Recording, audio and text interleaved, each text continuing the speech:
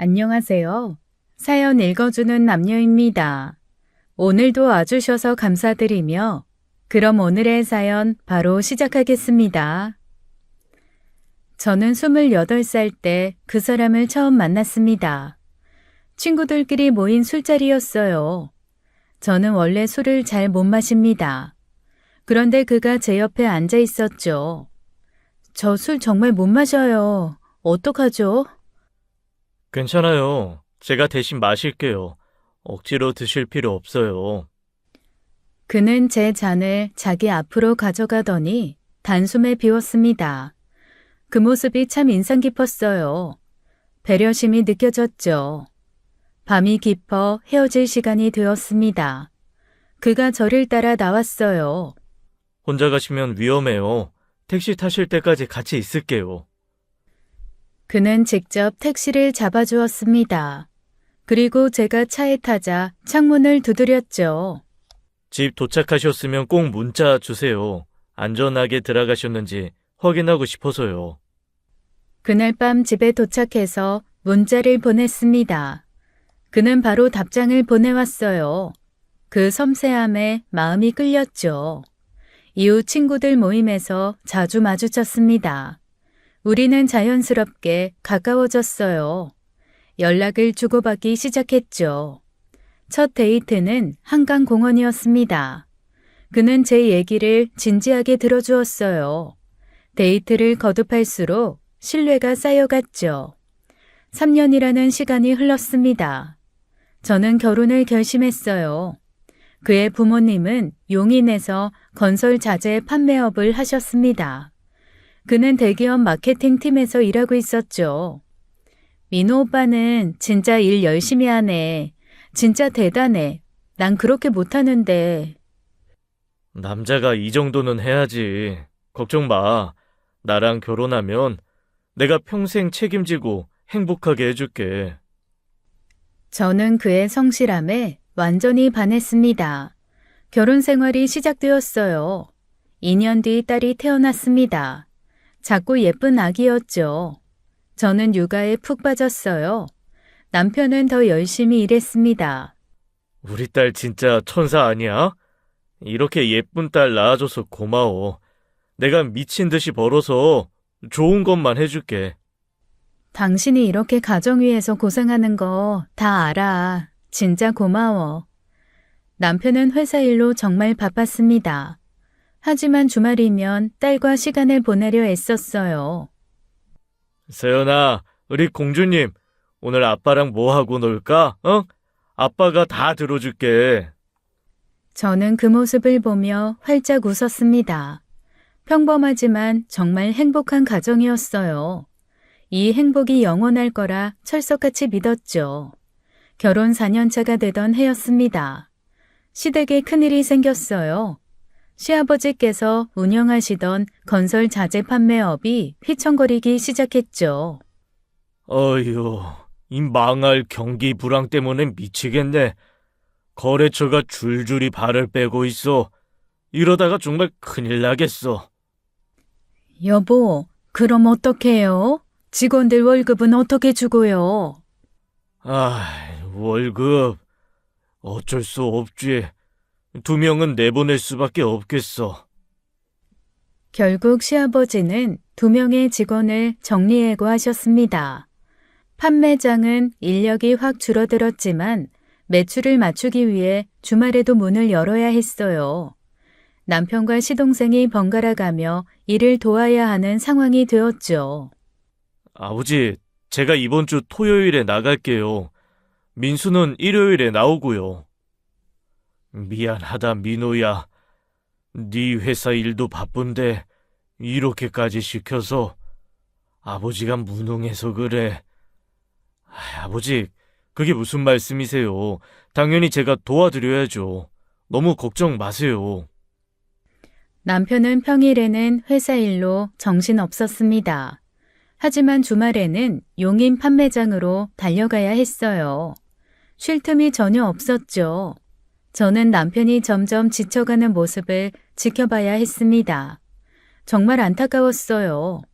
어느 토요일 저녁이었습니다. 남편이 판매장에서 돌아왔어요. 얼굴이 창백했죠. 여보, 괜찮아? 얼굴이 왜 이래? 많이 힘들었어? 아, 괜찮아. 그냥 좀 피곤할 뿐이야. 오늘 자재 상하차 작업이 좀 많았어. 밥은 먹었어? 내가 삼계탕 끓여놨어. 어서 먹어. 고마워. 근데 진짜 너무 피곤해서 그냥 씻고 자고 싶어. 미안해. 저는 남편을 위해 보양식을 챙겼습니다. 마사지도 해줬어요. 최대한 배려하려고 애썼죠. 하지만 남편의 얼굴에서는 점점 여유가 사라졌습니다. 웃음도 줄어들었어요. 아, 진짜 끝이 안 보이네. 언제까지 이래야 하는 거야? 조금만 참아. 곧 나아질 거야. 당신이 너무 고생이 많아. 솔직히 말하면 미칠 것 같아. 평일에는 회사에서 치이고 주말에는 판매장에서 육체 노동하고 나는 언제 쉬라는 거야? 미안해. 내가 아무것도 못해줘서. 아니야. 당신 잘못은 아니잖아. 그냥 상황이 이런 거지. 그렇게 몇 달이 흘렀습니다. 하지만 시댁 사업은 나아질 기미가 전혀 보이지 않았어요. 남편은 매주 주말을 포기한 채 판매장으로 달려갔죠. 그러던 어느 일요일 밤이었습니다. 남편이 집에 들어왔어요. 온몸에서 흙먼지와 땀 냄새가 났죠. 아, 진짜 죽겠다. 오늘 하루 종일 시멘트 나르고 철근 옮기고 내가 막노동꾼이야? 대체 뭐 하는 건지. 여보, 샤워부터 해. 내가 등 밀어줄까? 됐어. 혼자 할 수 있어. 그냥 좀 내버려 둬. 남편의 말투가 점점 날카로워졌습니다. 예전의 다정함은 온데간데 없었어요. 어느 토요일 오후였습니다. 저는 남편을 돕기 위해 용인 판매장으로 향했어요. 아이는 친정엄마에게 부탁하고요. 도시락도 싸가지고 갔죠. 판매장에 도착했습니다. 그런데 시동생만 덩그러니 있었어요. 남편의 모습은 보이지 않았죠. 서방님, 민호 씨는 어디 갔어요? 화장실? 형수님 오셨어요? 네, 형이요? 형 오늘 안 왔는데요. 뭐라고요? 안 왔다고요? 그럼 어디 간 거예요? 저도 모르겠어요. 형한테 연락해보세요. 아침부터 연락도 없고 그냥 제가 혼자 일하고 있었어요. 이상한 느낌이 확 들었습니다. 저는 급하게 남편에게 전화를 걸었어요. 하지만 받지 않았죠. 한 번, 두 번, 세 번 계속 전화를 걸었습니다. 전부 다 먹통이었어요. 시간이 흘렀습니다. 저는 판매장에서 시동생을 도우며 기다렸어요. 남편에게 문자도 보냈죠. 저녁 7시가 되어서야 남편에게서 전화가 왔습니다. 저는 걱정스러운 마음에 다급하게 물었어요. 여보, 어디야? 괜찮아? 왜 전화 안 받은 거야? 나 용인까지 왔는데 서방님 혼자 계시던데? 미안해. 나 지금 친구들이랑 당구장에 있어. 어? 당구장? 판매장 가는 거 아니었어? 그게 미안해. 진짜 미안해. 설명할게. 저는 순간 당황스러웠습니다. 거짓말을 했다는 게 믿기지 않았어요. 여보, 판매장 간다고 하고 나간 거 아니었어? 무슨 일 있어? 아니야. 아무 일도 없어. 그냥 진짜 너무 지쳐서 그랬어. 하루만이라도 쉬고 싶었어. 매일 주말마다 판매장에 가서 육체 노동하고 평일엔 회사에서 치이고 진짜 미칠 것 같았어. 남편의 목소리가 너무 지쳐 있었습니다. 저는 조금 진정하고 물었어요. 그럼 나한테 말하지. 왜 거짓말을 한 거야? 당신이 쉬고 싶다고 했으면 당연히 이해해 줬을 텐데. 말하면 실망할까봐 무서웠어. 아버지한테도 미안하고. 그래서 그냥 판매장 간다고 하고 나온 거야. 진짜 딱 오늘 하루만 이러려고 했어. 당신이 얼마나 힘든지 내가 모르는 줄 알아? 매주 주말마다 고생하는 거 보면서 나도 얼마나 마음 아팠는데. 정말 화 안 나? 진짜 이해해줘? 거짓말한 건 속상하지. 근데 당신이 쉬고 싶다는 거, 그건 충분히 이해해. 얼마나 힘들었겠어, 정말. 미안해. 진짜 다음부터는 솔직하게 말할게. 약속할게. 저는 한숨을 길게 내쉬었습니다. 남편이 정말 안쓰러웠어요. 평일엔 회사, 주말엔 판매장, 쉴 틈이 없었죠. 알았어. 오늘은 친구들이랑 실컷 놀다 와. 스트레스 좀 풀고. 판매장은 내가 서방님 도와줄게. 고마워. 진짜 고마워. 너무 미안하고 고마워. 됐어. 근데 다음부터 거짓말은 하지 마. 솔직하게 말해줘. 알았지? 알았어. 다시는 안 그럴게. 정말. 전화를 끊었습니다. 저는 시동생과 함께 판매장 일을 마무리했어요. 집으로 돌아오는 차 안에서 생각했습니다. 남편이 얼마나 지쳤으면 거짓말까지 했을까.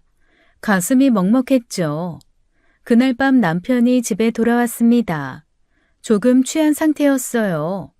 여보, 미안해. 알았어. 피곤하지? 이제 씻고 자. 저는 남편을 안아줬습니다. 남편은 제 품에서 한참을 있었어요. 아무 말도 없이요. 정말 지쳐 보였죠. 저는 그때 몰랐습니다. 더 큰 거짓말이 기다리고 있다는 것을요. 3개월이 흘렀습니다. 남편에게 변화가 생기기 시작했어요.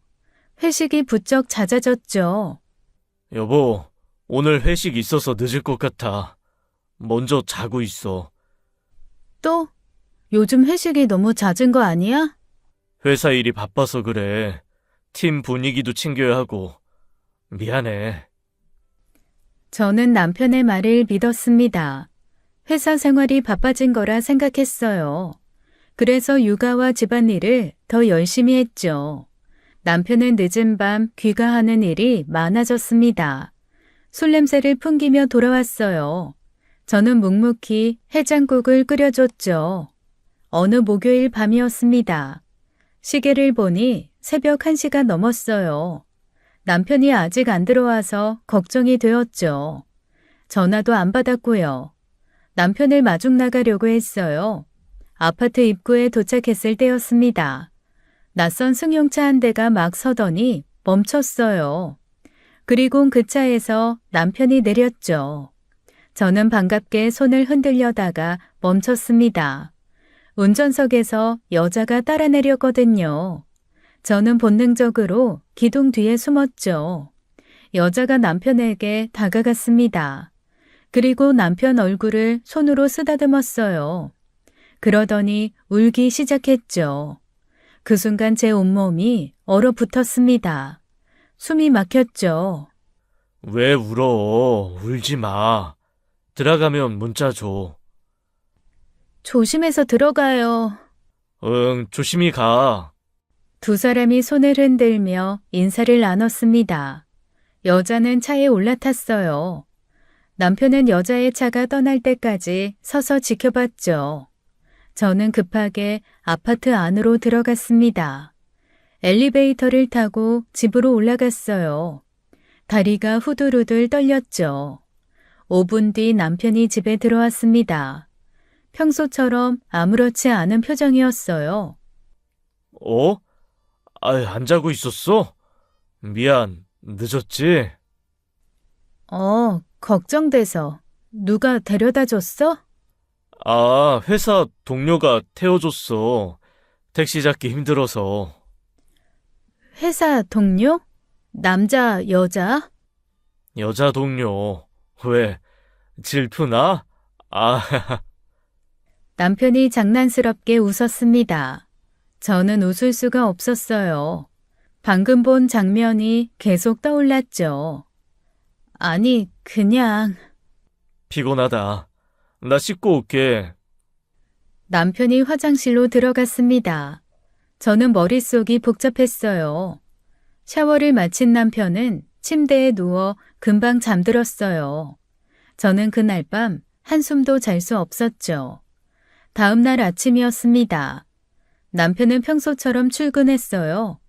저는 딸을 유치원에 데려다주고 곧장 흥신소를 찾아갔습니다. 확실한 증거가 필요했어요. 제 남편이 다른 여자를 만나는지 확인해 주세요. 네, 배우자의 외도 조사는 2주면 충분합니다. 평일 퇴근 후 동선이랑 주말 행적 다 추적해 드릴게요. 사진 자료도 확보해 드리고요. 확실한 증거 잡아 드리겠습니다. 네, 부탁드립니다. 저는 이제 진실을 알게 될 거라는 생각에 두려웠습니다. 집으로 돌아와 남편에게 속마음을 들키지 않게 조용히 지냈어요. 그리고 2주를 기다렸죠. 하루하루가 정말 길게 느껴졌습니다. 흥신소에 의뢰한 지 일주일이 지나갔습니다. 어느 오후 저는 마트에 장을 보러 갔어요. 계산대 앞에서 누군가 저를 불렀습니다. 같은 아파트 단지에 사는 아주머니였어요. 남편 회사 동료의 아내분이었죠. 어머, 수진 씨 맞죠? 오랜만이에요. 안녕하세요. 정말 오랜만이네요. 그러게요. 요즘 어떻게 지내세요? 민호 씨는 잘 지내시죠? 네, 뭐 그냥 평범하게 지내고 있어요. 회식도 많고 바쁘긴 하지만요. 회식이요? 어디서요? 네? 회사에서요. 요즘 일이 많은가 봐요. 아주머니가 이상한 표정을 지었습니다. 뭔가 이상했어요. 어머, 그게 무슨 말씀이세요? 민호 씨 한 달 전에 퇴사했잖아요. 우리 남편한테 들었는데.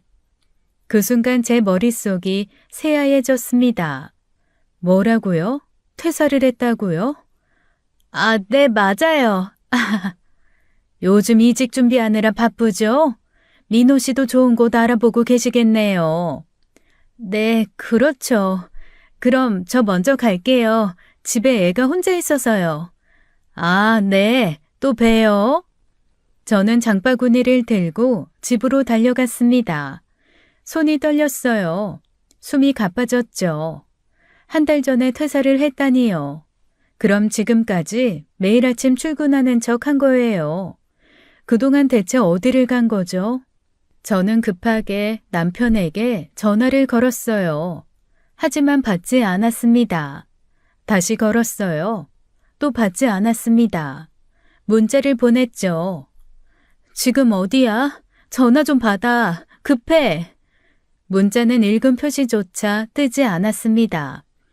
저는 계속 전화를 걸었어요. 1번, 2번, 3번. 전부 다 받지 않았습니다. 저녁이 되었습니다.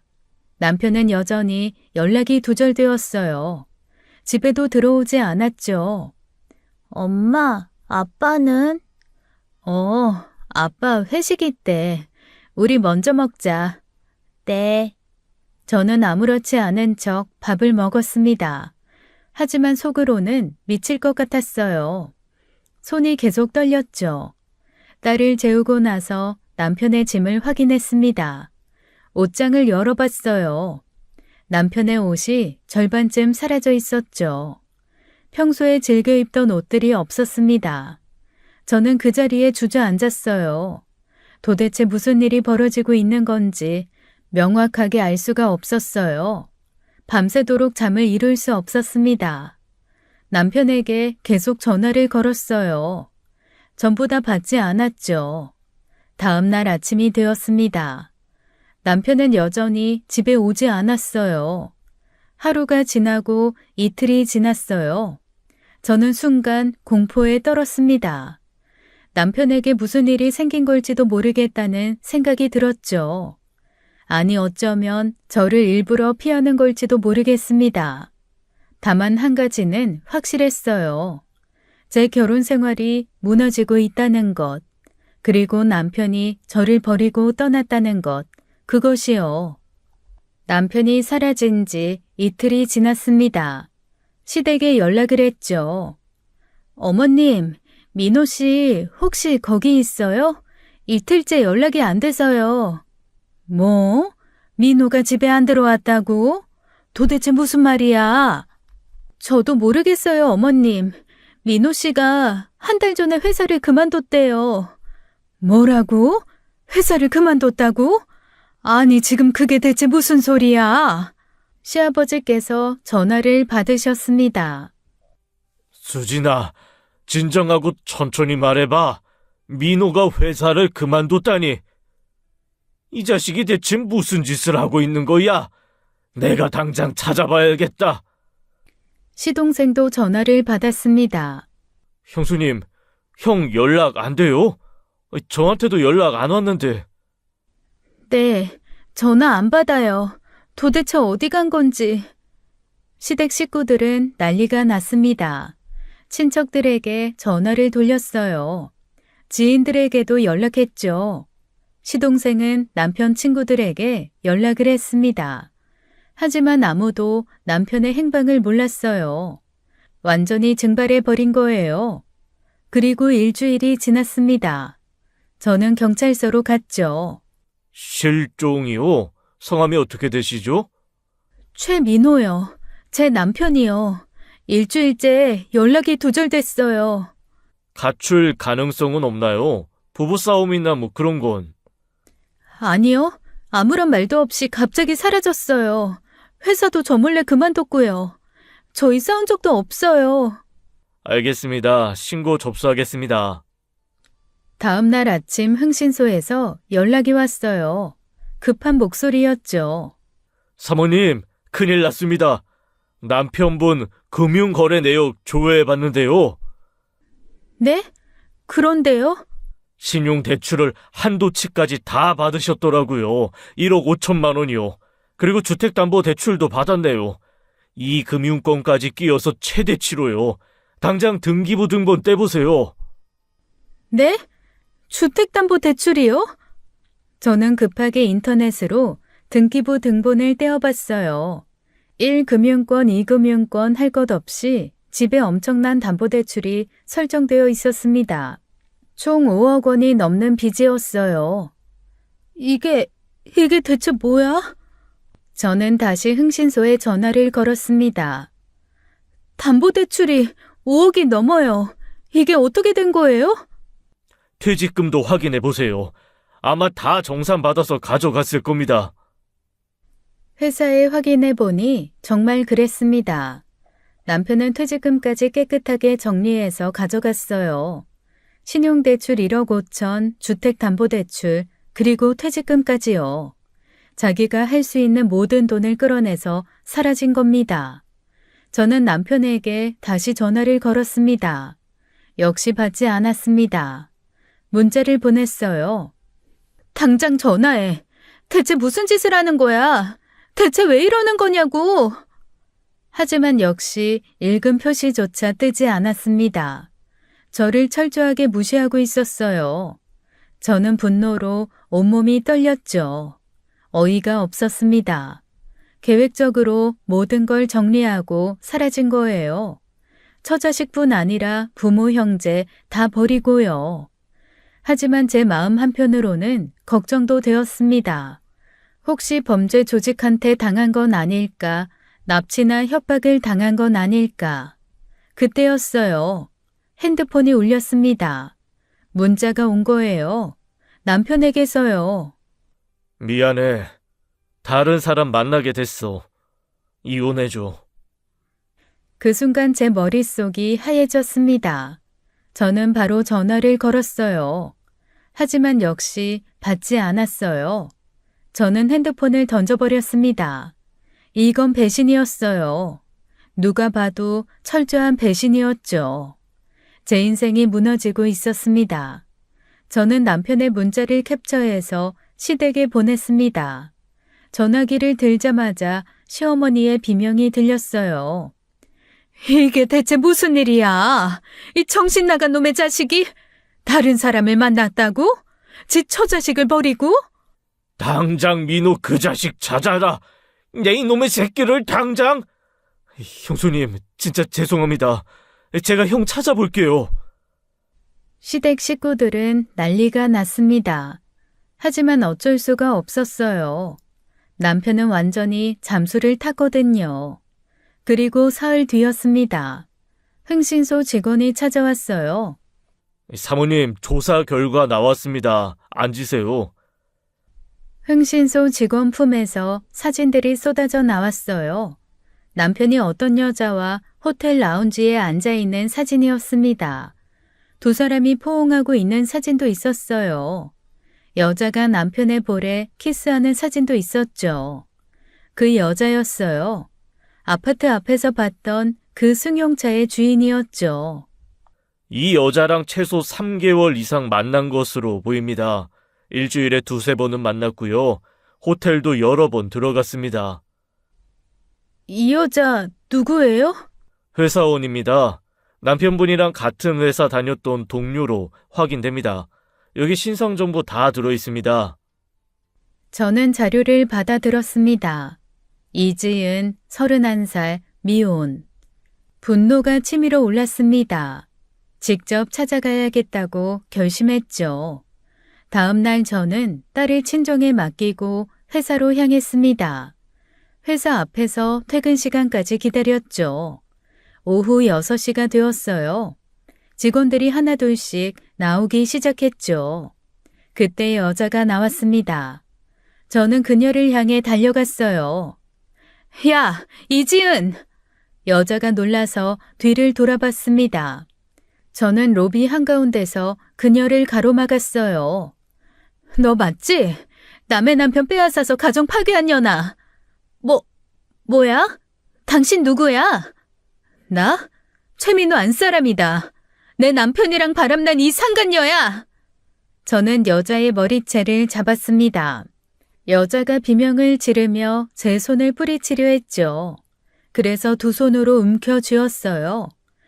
미쳤어? 놓으라고! 이 나쁜 년아, 남의 가정 파괴하고도 네가 잘 살 줄 알았어? 저는 여자의 머리를 더 세게 잡아당겼습니다. 여자도 제 머리채를 잡았어요. 이년이? 어디서 헛소리를 해? 이거 안 나? 내가 왜 놔? 내 남편 어딨어? 최민호 그 새끼 어딨냐고! 저희는 바닥에 넘어져 뒹굴었습니다. 주변 직원들이 소리를 지르며 달려왔어요. 어머, 저기 사람들 싸우고 있어요. 경비! 여기 좀 빨리 말려줘요! 경비 여러 명이 달려와 저희를 떼어놓았습니다. 저는 숨이 가빴어요. 여자도 머리가 헝클어진 채 숨을 헐떡이었죠. 당신 지금 뭐 하는 거야? 나 당신 고소할 거야. 고소? 네가 나를 고소해? 이런 쌍 상간녀가 어디서 눈을 부릅뜨고 고소우느냐? 민호 씨, 아니, 그 새끼가 나한테 자기 총각이라고 했어. 나도 속은 거라고. 뭐? 총각? 말 같지도 않은 소리 하고 있네. 내가 빙신으로 보이냐? 여기 회사 사람들 다 내 남편 유부남인 거 아는데 넌 몰랐다고? 그게 말이냐? 이걸 확... 이거 좀 놔봐요. 저거 계속 헛소리하는 거 봐. 몰라. 난 몰랐다고. 그 인간이 나한테 거짓말한 거야. 나도 억울해. 거짓말하지 마. 너 분명히 알고 있었을 거야. 야, 최민호 그 인간 지금 어딨어? 나도 몰라. 저는 어이가 없었습니다. 이 여자가 지금 발뺌을 하고 있는 거예요. 분명히 알고 있었을 겁니다. 회사 사람들 다 알고 있는 사실을 지만 몰랐다는 게 말이 되나요? 거짓말하지 마. 저는 저를 붙잡고 있는 경비들 팔을 뿌리치고 다시 여자의 머리채를 움켜잡았습니다. 여자를 바닥에 던져버렸어요. 그리고 발로 밟았죠. 살려줘요! 이 사람 미쳤어요! 이 가정 파괴범이? 죽어! 저는 멈출 수가 없었어요. 분노가 폭발했죠. 주변 직원들이 몰려와서 저희를 떼어놓으려 했습니다. 누군가 경찰에 신고를 했나 봐요. 얼마 지나지 않아 경찰이 도착했어요. 지금 뭐 하는 겁니까? 당장 그만두세요! 경찰들이 저희를 강제로 떼어놓았습니다.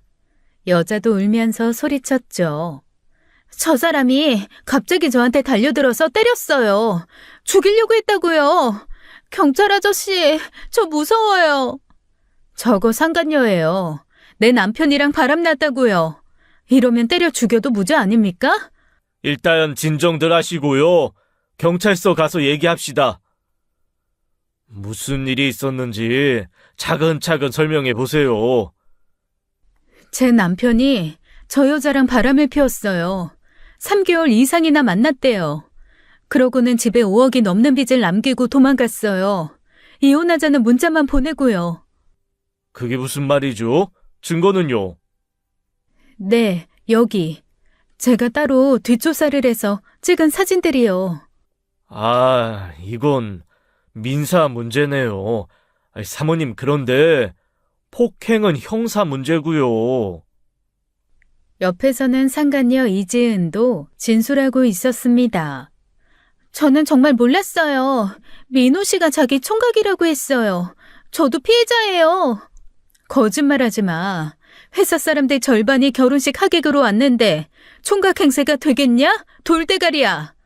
야, 너 최민호 씨 어딨어? 어디 숨었는지 말해. 나도 몰라. 나한테도 문자로 헤어지자고 일방적으로 통보했다고. 뭐? 너한테도? 그래, 나도 버림받았다고. 연락도 안 돼. 저는 어이가 없었습니다. 남편이 저뿐만 아니라 이 여자도 버린 거예요. 저희는 경찰서 밖으로 나왔습니다. 이지은, 어쨌거나 기억해. 넌 내가 상간녀 소송 걸 거야. 각오해. 뭐? 상간녀 소송? 나도 변호사 선임할 거야. 두고 봐. 여자는 택시를 타고 떠났습니다. 저도 집으로 돌아갔어요. 그런데 우편함에 무언가 있었죠. 등기 우편이었습니다. 이혼 청구 소장. 남편이 이혼 소송을 걸어온 거였습니다. 어이가 없었어요. 미친 새끼 아니야? 유책 배우자가 이혼 소송을 걸어? 뭐 이런.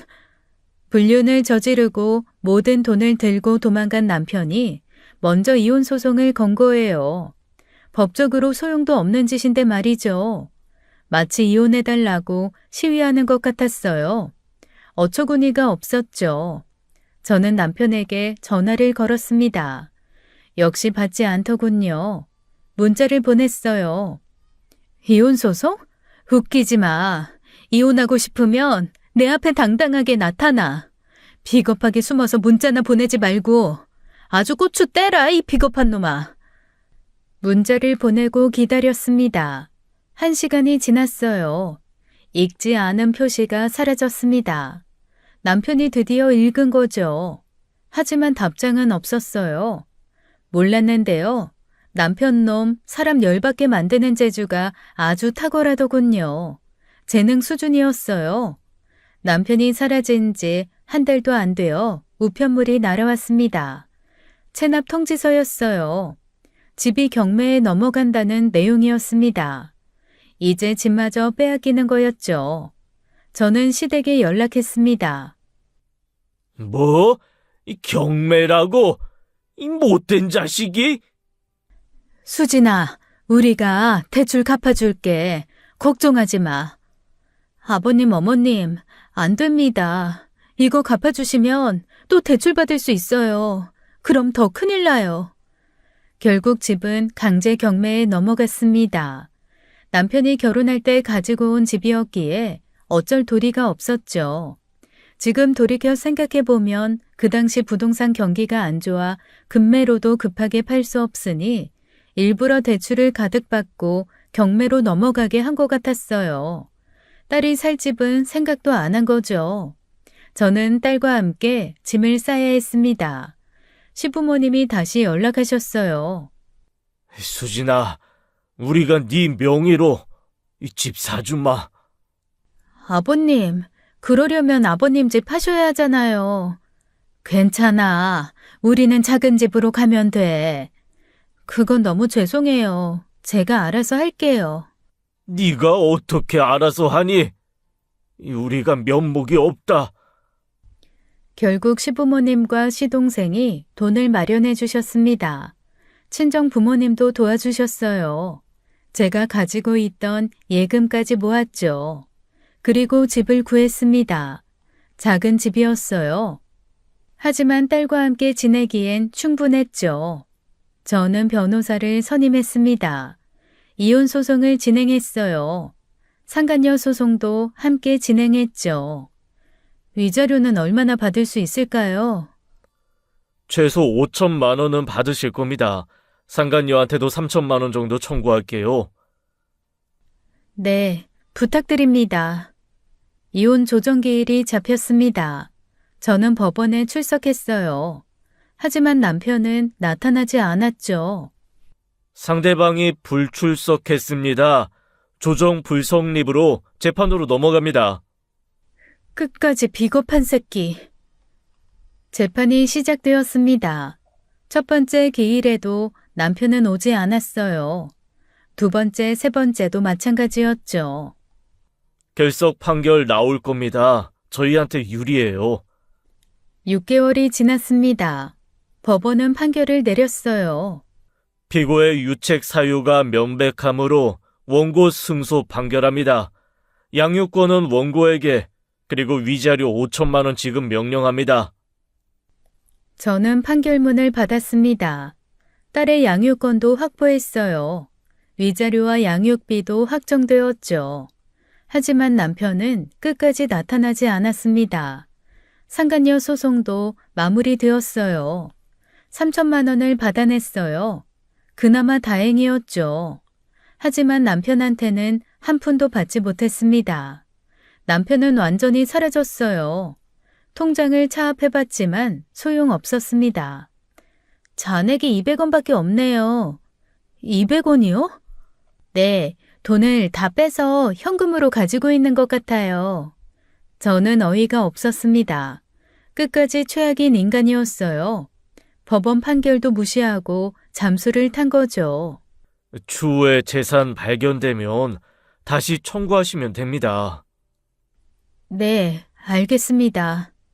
저는 판결문을 들고 집으로 돌아왔습니다. 허탈했어요. 그렇게 세월은 흘렀습니다. 저는 딸과 단둘이 살았습니다. 직장 일과 육아를 동시에 해야 했어요. 정말 힘든 시간이었죠. 하지만 버텼습니다. 친정 부모님과 전 시부모님의 도움으로 살아갈 수 있었어요. 딸은 어느덧 대학생이 되었습니다. 시간이 정말 빠르게 지나갔죠. 엄마, 나 대학 합격했어. 정말? 우리 딸 정말 대단하다. 엄마 덕분이야. 엄마가 열심히 키워줘서. 저는 눈물이 났습니다. 이렇게 건강하게 자라줘서 고마웠어요. 전 직장에서도 자리를 잡았습니다. 과장으로 승진했어요. 경제적으로도 안정을 되찾았죠. 주말이면 저희 모녀는 여행을 다녔습니다. 전국 곳곳을 함께 다녔어요. 서연아, 이번 주말에 제주도 갈까? 좋아. 엄마랑 여행 가는 거 제일 좋아. 제주도, 강릉, 경주, 부산, 우리나라 방방곡곡을 다녔어요. 사진도 많이 찍었죠. 비록 힘든 시간을 겪었지만 이겨냈어요. 딸과 함께 새로운 삶을 만들어가고 있었죠. 서연아, 우리 잘 살고 있지? 당연하지. 우리가 세상에서 제일 행복할걸? 그렇게 저는 이제 과거를 담담하게 받아들일 수 있었습니다. 더 이상 분노하지 않았어요. 그냥 그런 일이 있었다고 생각했습니다. 여름 휴가철이 되었습니다. 저와 딸은 서해로 여행을 떠났어요. 해변을 걸으며 딸과 이야기를 나눴습니다. 시원한 바람이 불어왔어요. 정말 좋은 날씨였죠. 그때 저 멀리서 낯익은 남자가 보였습니다. 가까이 가보니 전 남편이었죠. 순간 심장이 멈추는 것 같았어요. 이런 곳에서 이렇게 마주할 거라고는 상상도 못했습니다. 전 남편 옆에는 낯선 여자가 있었어요. 두 사람은 팔짱을 끼고 걷고 있었죠. 전 남편도 저를 봤습니다. 눈이 마주쳤어요. 당황한 표정이었죠. 전 남편은 급하게 고개를 돌렸습니다. 저를 못 본 척 하려는 거였어요. 그때 딸이 차갑게 말했습니다. 딸도 아빠를 알아보았더라고요. 아빠. 전 남편이 걸음을 멈췄습니다. 딸이 냉소를 띠며 다시 말했어요. 우리 버리고 도망가더니 이런 데서 다 만나네. 세상 참 좁다. 그치? 서연아. 서연아? 이제 와서 내 이름을 왜 불러? 15년 동안 연락 한 번 없더니. 저는 전 남편에게 다가갔습니다. 뺨을 세게 때렸어요. 짝! 큰 소리가 났습니다. 전 남편이 비틀거렸어요. 가족도 부모도 다 버리고 도망간 주제에 여자랑 여행이나 다니고 있네? 정말 대단하다. 미안해. 미안? 지금 미안하다고? 15년 만에 하는 말이 미안이야? 고작? 전 남편은 아무 말도 하지 못했습니다. 황급히 자리를 벗어나려 했어요. 저는 전 남편의 머리채를 잡았습니다. 어디가? 대답 좀 해봐. 우리한테 뭐라고 더 할 말 없어? 아이씨, 놔! 놓으라고! 전 남편이 저를 힘으로 밀어버렸습니다. 저는 뒤로 휘청거렸어요. 그러더니 전 남편이 주먹을 들어 올렸죠. 저를 때리려는 듯한 포즈였어요. 그 순간 딸이 달려들었습니다. 전 남편의 팔을 세게 물어버렸어요. 아이씨, 미쳤어? 전 남편이 딸을 밀쳐냈습니다. 딸이 모래 위에 넘어졌어요. 소연아! 너 이 자식이? 오냐, 너 오늘 잘 걸렸다. 전 남편은 도망가기 시작했어요. 전 속력으로 뛰어가더군요. 뒤도 돌아보지 않고요. 야, 최민호! 평생 도망다녀! 평생 숨어 살라고! 저는 도망가는 전 남편을 향해 소리쳤습니다. 비웃음을 터뜨렸어요. 비겁한 새끼! 넌 끝까지 최악인 인간이다.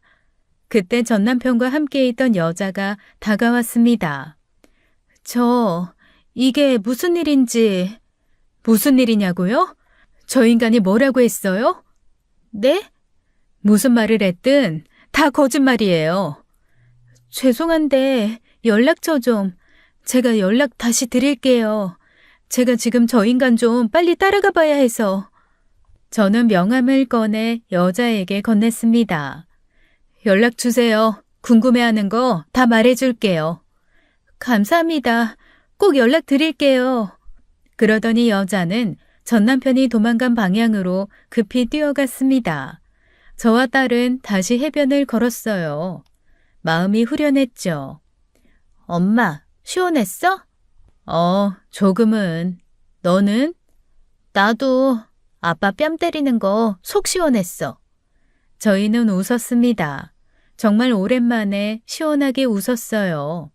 그날 밤 핸드폰이 울렸습니다. 저는 전화를 받았죠. 저 오늘 낮에 해변에서 만났던 사람인데요. 아, 네.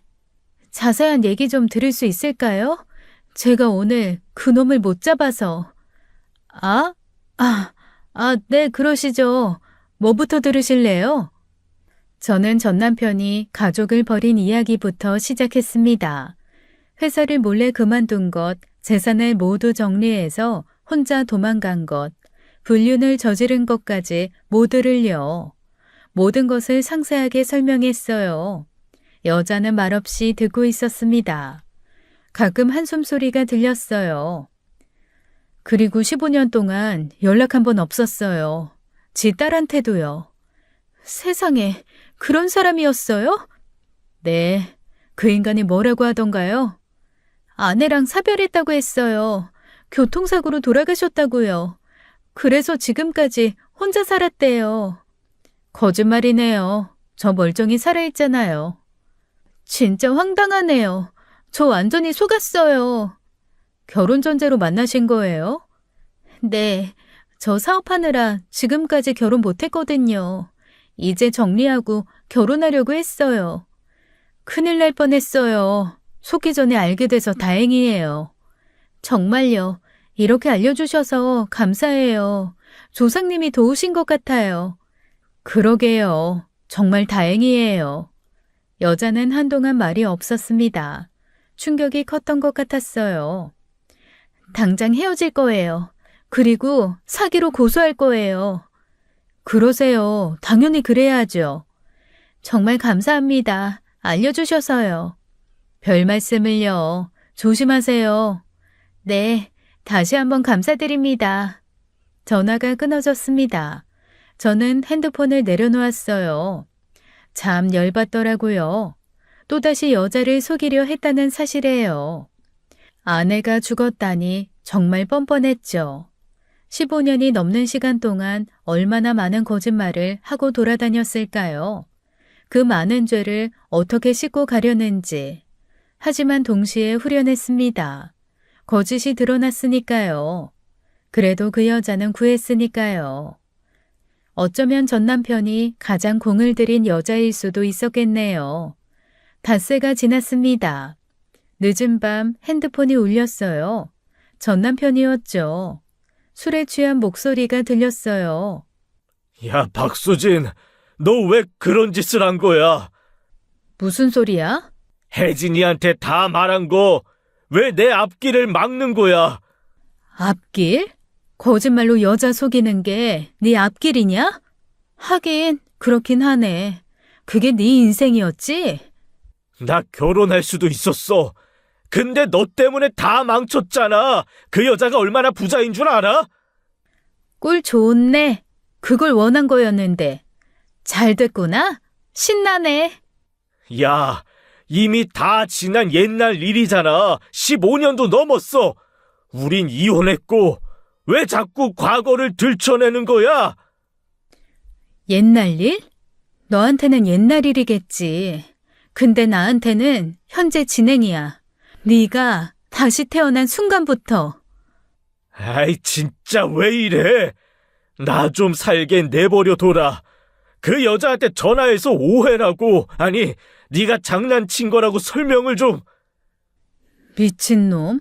내가 미쳤니? 그런 걸 해줄 것 같아? 이거 또라이 아니야. 너 가족 버리고 도망간 대가야. 인과응보라고. 쓰레기 새끼야.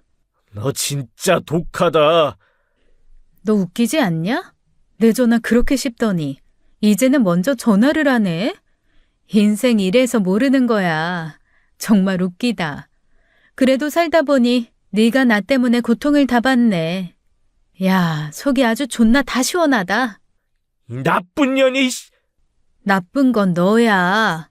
평생 거짓말이나 하면서 살아. 거짓 인생아. 전 남편은 욕을 퍼붓더니 전화를 끊어버렸습니다. 옆에서 듣고 있던 딸이 말했어요. 엄마, 저렇게 뻔뻔할 수 있다는 게 신기해. 그러게, 자기가 잘못한 건 하나도 모르고. 엄마가 이혼 잘한 것 같아. 저런 사람이랑 평생 살았으면 어떻겠겠어? 그러게 말이야.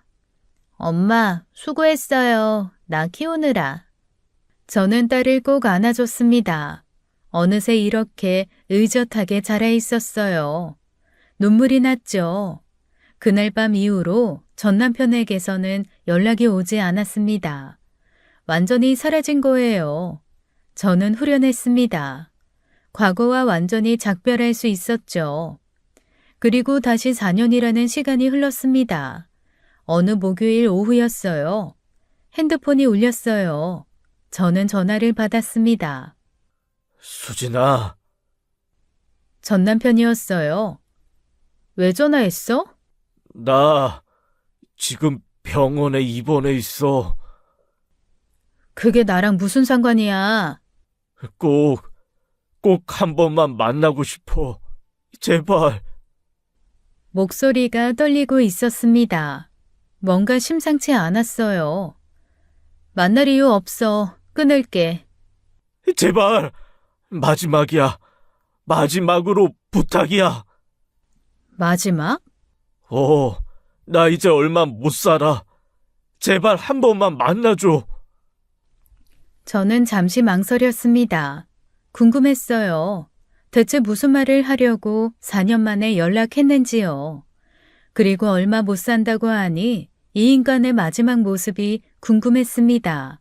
어떤 비참한 모습일지요. 어느 병원? 땡땡대 병원. 제발 와줘. 생각해 볼게. 전화를 끊었습니다. 저는 한참 동안 멍하니 앉아 있었어요. 딸이 집에 들어왔습니다. 엄마, 나왔어. 왔어?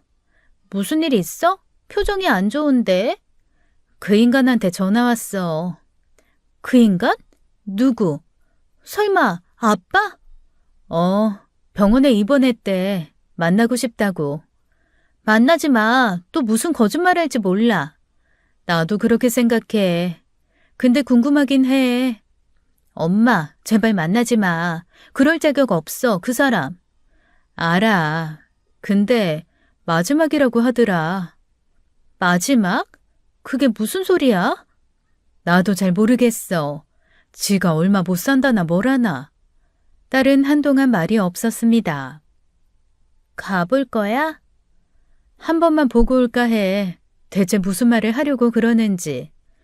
나는 안 갈래. 보고 싶지도 않아. 그래, 너는 가지 마. 엄마 혼자 다녀올게. 조심해. 또 무슨 거짓말을 할지 몰라. 알았어. 걱정 마. 저는 주말에 병원에 가기로 결심했습니다. 토요일 오전이었어요. 저는 땡땡대 병원으로 향했어요. 병동으로 들어갔습니다. 전 남편이 있다는 병실 앞에 섰죠. 저는 병실 문을 열고 들어갔습니다. 침대에 누워있는 전 남편이 보였어요. 해골처럼 야위어 있었어요. 산소 호흡기를 끼고 있었죠. 전 남편이 고개를 돌렸습니다. 저를 보더니 눈물을 글썽였어요. 와줘서 고마워. 왜 불렀어? 차갑게 물었습니다. 전 남편은 떨리는 목소리로 말했어요. 나 이제 곧 죽어. 강경화 말기야. 그래서 마지막으로 하고 싶은 말이 있어서. 말해봐. 뭔데? 전 남편은 눈물을 흘리기 시작했습니다. 미안해. 정말 미안해. 내가 정말 잘못했어. 이제 와서 미안? 20년 만에? 알아. 용서받을 수 없다는 거 알아.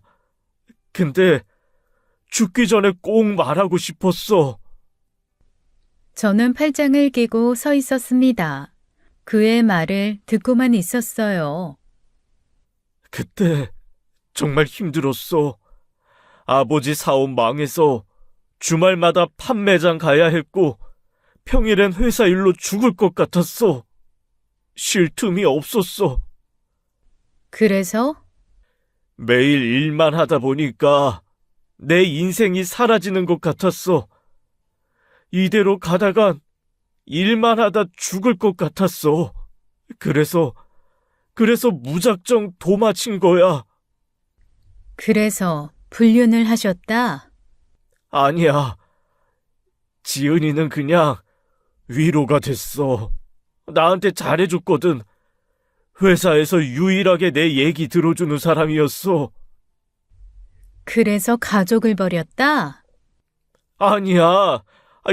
그게 아니라 너무 지쳐서 판단력이 흐려진 거야. 그냥 모든 것에서 벗어나고 싶었어. 그래서 돈을 다 들고 튀었다? 아니야, 수진아. 그렇게 듣지 말고. 미안해. 정말 미안해. 저는 비웃음을 흘렸습니다. 미안으로 다 해결되면 세상 살기 참 쉽겠지? 알아. 다 알아. 내가 정말 잘못했어. 지금 생각해보니 내 행동이 너무 잘못됐어. 가족을 버린 게 평생 후회가 됐어. 평생 후회했다고? 얼마 전까지만 해도 부자 여자 꼬시고 있었잖아. 수진아, 제발 용서해줘. 나 진심이야. 죽기 전에 용서받고 싶어. 왜? 종교라도 생겼어? 지옥 갈까봐? 용서받고 싶으면 신에게 빌고 용서받아. 난 용서해주는 사람 아니거든? 수진아, 제발. 전 남편이 손을 뻗었습니다. 제 손을 잡으려 했어요. 저는 손을 뒤로 뺐습니다. 그의 손을 잡아줄 생각이 없었어요. 제발, 제발 용서해줘. 나 정말 후회하고 있어. 저는 아무 말도 하지 않았습니다. 그냥 그를 내려다봤어요. 그게 하고 싶은 말 다야? 수진아, 제발. 할 말 없으면 이제 갈게. 구경 잘했어. 저는 일어서려 했습니다. 전 남편이 급하게 말했어요. 잠깐만, 수진아. 나 진심으로 참회하고 반성하고 있어. 나 평생 너한테 사죄하고 내가 잘못한 거 바로 잡고 싶어. 너희한테 지은 죄를 갚을 방법이 있다고. 갚을 방법? 그래, 방법. 간이식만 해주면, 너나 서연이 중에 한 명만 나한테 간이식 해주면 내가 평생 내 목숨 너한테 바치고 살게. 잘할게. 제발 나 살려줘. 내 목숨 이제 네 거야. 저는 그 말을 듣고도 화를 내지 않았습니다. 무표정한 얼굴로 전 남편을 내려다봤어요. 네가 무슨 개소리를 할지 궁금해서 와봤는데 역시 너답게 창의적인 개소리를 하는구나. 수진아, 제발. 내가 할 말은 이것뿐이야. 네 목숨 거저준다고 해도 난 그걸 쓰레기통에 던져버릴 거야. 죽는다고? 죽는다니 잘 됐네. 제발 잘 죽어. 서둘러줘. 수진아! 다신 보지 말자. 아참, 그리고 넌 아마 신에게도 용서 못 받을 거야. 안타깝진 않지만 죽어도 지옥 갈 거야. 저는 병실문을 열었습니다. 뒤도 돌아보지 않았어요. 수진아, 미안해. 정말 미안해. 제발 용서해줘. 이리 와, 제발. 뒤에서 절규하는 소리가 들렸습니다. 하지만 저는 멈추지 않았어요. 서연이한테라도 연락해줘, 제발. 아빠 좀 살려줘라고. 저는 병원 복도를 걸었습니다. 전 남편의 목소리가 점점 멀어졌어요. 수진아! 복도 끝까지 걸어갔습니다. 엘리베이터를 탔어요. 병원 밖으로 나왔습니다. 저는 깊게 숨을 들이쉬었어요. 햇살이 눈부셨어요. 공기가 상쾌했죠. 저는 하늘을 올려다봤습니다. 구름이 천천히 흘러가고 있었어요. 후련했습니다. 이제 정말로 모든 것이 끝났어요. 완전히 끝이었죠. 집으로 돌아왔습니다. 딸이 거실에서 책을 읽고 있었어요. 저를 보고 반갑게 웃어줬죠. 딸은 병원 이야기를 묻지 않았습니다. 저도 굳이 말하지 않았어요. 저녁을 준비했습니다. 딸과 함께 식탁에 앉았어요. 오늘 있었던 일들을 이야기했죠. 평범한 대화였습니다. 평온한 저녁 시간이었어요. TV를 보며 함께 웃었죠. 아무도 전 남편과의 병원에서 있었던 일을 묻지도 또 말하지도 않았어요. 관심 없었습니다. 그리고 한 달이 지났습니다. 어느 평범한 수요일 아침이었어요. 핸드폰에 문자가 왔습니다. 전 남편의 부고 문자였죠. 장례식장 주소와 날짜가 적혀 있었습니다. 저는 문자를 읽었어요. 아무런 감정이 들지 않았죠. 그냥 삭제 버튼을 눌렀습니다. 딸이 무슨 문자냐고 물었어요. 전 남편이 죽었다고 말했죠.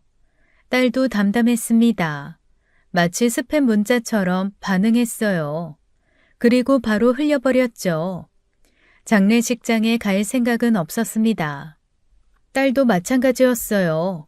저희는 평소처럼 지냈어요. 아무 일 없었던 것처럼요. 저는 일을 나가고 딸은 학교를 갔죠. 저녁에 만나 함께 외식을 했습니다. 돈가스 집에 갔어요. 맛있게 먹으며 웃고 떠들었죠. 평범한 저녁이었습니다. 행복한 시간이었어요.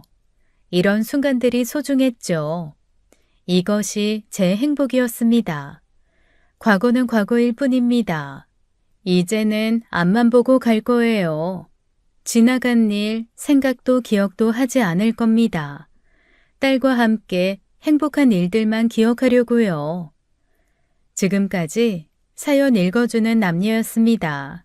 끝까지 시청해주신 여러분 감사드리며 저희는 다음 사연으로 돌아올게요. 감사합니다.